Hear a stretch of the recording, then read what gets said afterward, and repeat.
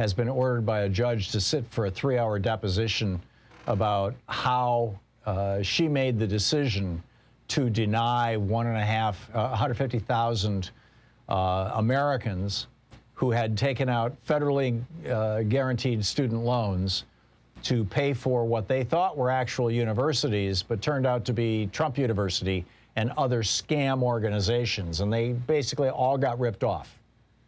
And so they were simply saying, you know, please forgive this loan because there was no education there. You gave the money to the college, the so-called college went bankrupt. Well, you know, that is happening. And I'm going to be fascinated to hear what Betsy DeVos has to say about that. I would like to see William Barr answering questions about any number of things, including his decision to whitewash the Mueller report and to ring-fence Robert Mueller in the first place, to tell Robert Mueller that he could not look into Trump's associations with foreign oligarchs, particularly Russian oligarchs. You know, why did that happen? How did that happen? But the one that I'm most curious about is the one that led to Brett Kavanaugh. Brett Kavanaugh, you know, Mr. Beerbong, is on the Supreme Court because Anthony Kennedy stepped down, and Kennedy is still fine. You know, he's running around doing his thing, having a nice retirement. He's still perfectly capable of being on the Supreme Court, and there's every indication, or there was every indication, that he really enjoyed being on the Supreme Court. But his son was Trump's banker with Deutsche Bank. His son engineered hundreds of millions of dollars, perhaps as much as $1 billion worth of loans from Deutsche Bank to Trump. His son helped engineer I believe it was a $300 million loan. It might have been more than that, but as I recall, it was a $300 million loan that Trump refused to pay back and sued the bank and said, you never should have loaned this money to me in the first place. The bank said, okay, you don't have to pay us back. His son, Justin Kennedy, used to hang out with Donald Trump in the skyboxes in the stadiums around New York for the games. His son used to hang out with Donald Trump at celebrity events. His son, Justin Kennedy, was in tight with Donald Trump, and then Donald Trump becomes president, and then Donald Trump sees Anthony Kennedy at a public event and says to him, the microphones caught him saying something to him about his son. And then a couple of weeks later, Justice Kennedy decides that he's going to withdraw himself from the U.S. Supreme Court. Kennedy, who supported abortion rights, is pulling himself off the Supreme Court to be replaced by Mr. Rapist Beerbong guy. That's the one I want to hear. I would like to hear Justin Kennedy deposed, or Anthony Kennedy, or his father. Did Trump threaten your life? Did he threaten to put his minions on you? Did he threaten to tweet about you in a way that would cause you to need, like Anthony Fauci, that you would need to hire full-time security to protect your own children and grandchildren?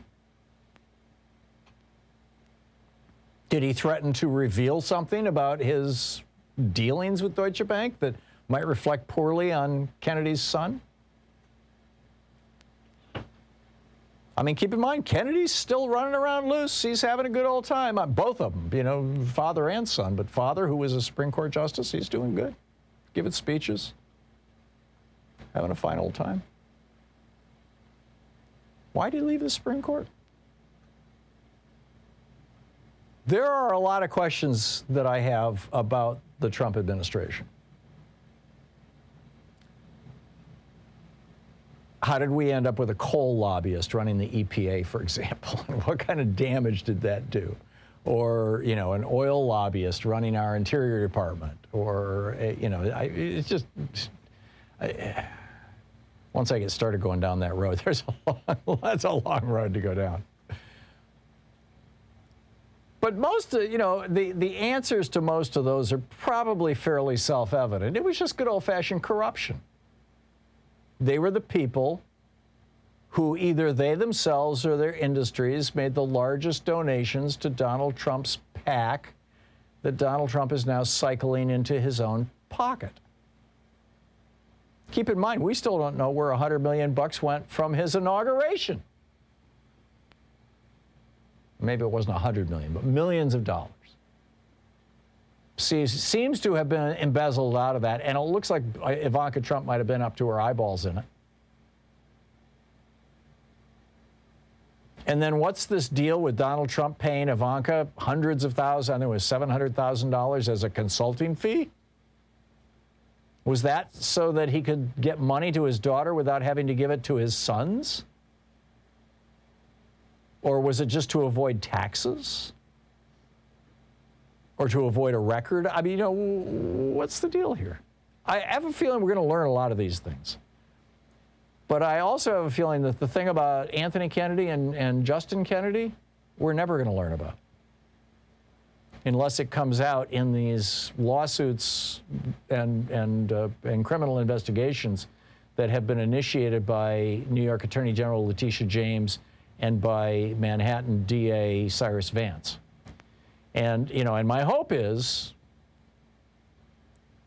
and I doubt either of them are listening, but perhaps somebody in one of their offices are. The show has a pretty good throw. My hope is that somebody will ask the question, what was Justin Kennedy doing at Deutsche Bank with Donald Trump? And was it something that gave Donald Trump blackmail leverage over Justin Kennedy's father, who conveniently retired from the Supreme Court just in time for Justice Beerbong to come in? I mean, there's something going on there, I believe. Now, this is purely, and I get it, I had a guy call earlier and say, oh, on 9/11, the towers, they were all dynamited, and I'm like, no, that's just a conspiracy theory. I'm not going to go there. And I get it. I'll just tell you right up front, this is my conspiracy theory. I have no evidence to support this other than circumstantial, other than, boy, does this look sleazy or skeezy or something. But I want to know what's going on. There's all these Republican, lies that we're just constantly bathed in. The latest one is that unemployment claims, the weekly unemployment claims, they fell to 444,000 this week. They just released the numbers. And so Republican governors are saying, people aren't desperate enough for a job. We're going to cut off federal unemployment benefits. There have been 3 studies now showing that there are 8 million fewer jobs in the economy. There's all these companies that just went out of business. Half the restaurants in America closed and are not coming back. And you've got, well, anyhow, all 3 studies said $300 a week is not going to keep somebody out of the job market. It's a myth. It's a lie. One by Yale economists even found at $600 a week, what we were paying in the height of the pandemic, what we were giving people. There was, quote, no evidence that high unemployment insurance replacement rates drove job losses or slowed rehiring. The University of Massachusetts.